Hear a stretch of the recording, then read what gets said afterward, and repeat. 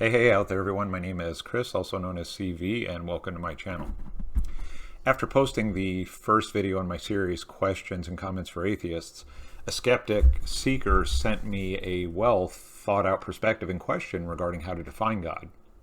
The skeptic's main point was that depending on whom you ask the question or how the answer is given, the answer can lead to a wide array of worldviews, whether that be Christian, another religion, spiritual but not religious, agnostic, or atheist. I was so impressed with how the skeptic laid out the case and that this perspective is so clear and important to address. I just had to make this the next topic for the questions and comment series here. Now, in a bit, I will read the text, the message sent to me, and then my response. And you are welcome to read my same response in the comments section for the Catholics and Evolution, or Questions and Comments for Atheists / Catholics and Evolution video. Or now you have the video version of that as well, the written response. Either way, my shout out to this skeptic for the mature perspective, and I look forward to future dialogues. This includes with any other skeptics who may watch this video and wish to dialogue with me. And of course, you're welcome to email me at trcatholic@gmail.com to start a conversation or schedule a live chat on video here. Also, I've included links below to videos and articles that discuss God's existence, how to define God, and how to understand God's relationship with creation. Now let's begin. So here is the full message sent to me. Quote, I am an agnostic, atheist, deist, pantheist, theist, whatever. It all comes down to who is asking the question. Do you believe in God? I've heard so many people describe God in different terms. God is love. You believe in love, right? That's what God is. In parentheses, I've seriously heard this. And then the response to that is, well, yep, I guess I'm a theist then. Or, God is the creator of the universe. You believe the universe was created. And that's something that perhaps gets the ball rolling. But the response to that, I guess I'm a deist now. Although in parentheses, I still don't ascribe sentience and agency to whatever that was. Or God is the universe. And the response to that, sure, I guess I'm a pantheist now.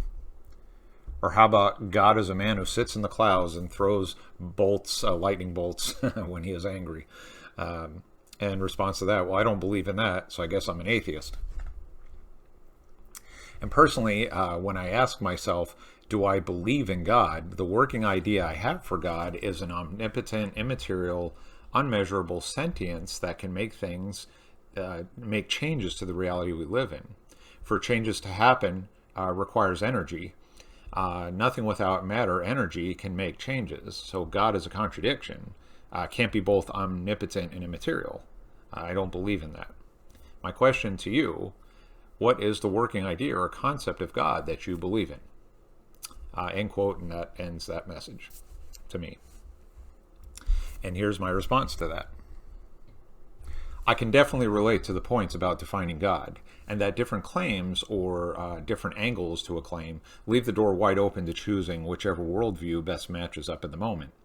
Yes, it then becomes a bit arbitrary.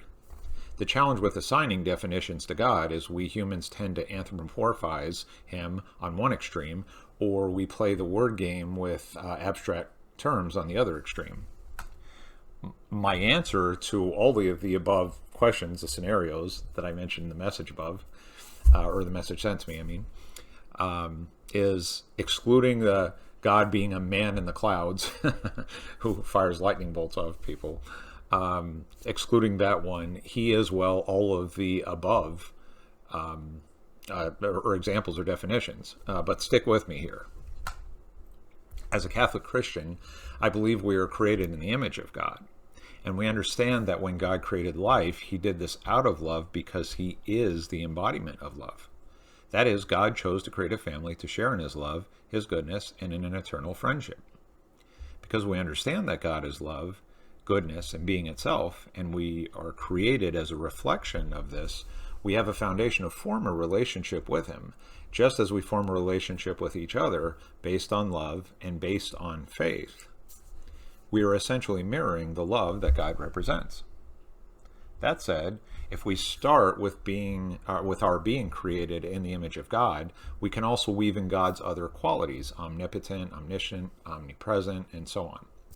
Yet we also accept that God is still, at the end of the day, a bit of a mystery. And while the word mystery can just sound like weaselly language, or yet another non-answer answer, let's look at mystery from another angle: human relationships.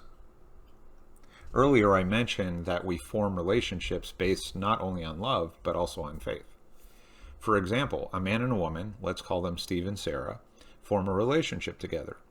How Steve and Sarah decide to form the relationship is a bit of a mystery itself, as although it usually involves a mix of physical attraction, shared values, common interests, and set expectations, it also involves an innate need to love each other, that both Steve and Sarah chose to love each other. From there, Steve and Sarah will spend their entire relationship getting to know each other across a wide range of topics and experiences: minor details, major details, quirks, strengths, weaknesses, etc. Yet because Steve and Sarah are not inside each other's head, Steve can never 100% know what Sarah is thinking at any given moment, and vice versa. Steve and Sarah will always be a mystery to each other. The same applies overall to our knowing God and having a relationship with Him. We come to know God through the following. First, our reason/understanding about what comprises God's existence. Thomas Aquinas' 5 proofs for God's existence are a good primer for this, and they may answer doubts about God being outside of energy and material being. And of course, we can certainly discuss this in more detail if necessary, or I can recommend a few articles by my friend Pat Flynn, as he gives clear examples of how God can be an unmoved mover who fits the non-contingency, contingency, and teleological arguments. Second is revelation. That is, God has revealed His goodness and love to His creation. And then finally, understanding that although our intellect may be limited in fully describing God's characteristics, we essentially have a similar challenge with each other. Hence why we need faith to grow and sustain relationships. Now, I appreciate you watching this video here. Again, this is the video response, or video version of a written response regarding this message exchange I had. As I mentioned earlier too, I've included links to just a definition of how God is defined, and according to Catholic Christian belief, and several articles related to that, including 2 I have on my channel, 2 videos on my channel. One is Catholic Christian Belief Basics.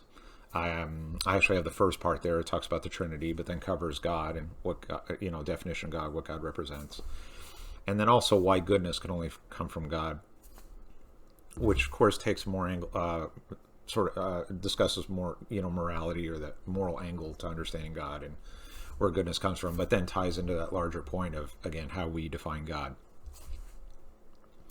I also mentioned earlier, you're welcome to message me directly at trcatholic@gmail.com. Again, trcatholic@gmail.com, or feel free to leave comments here.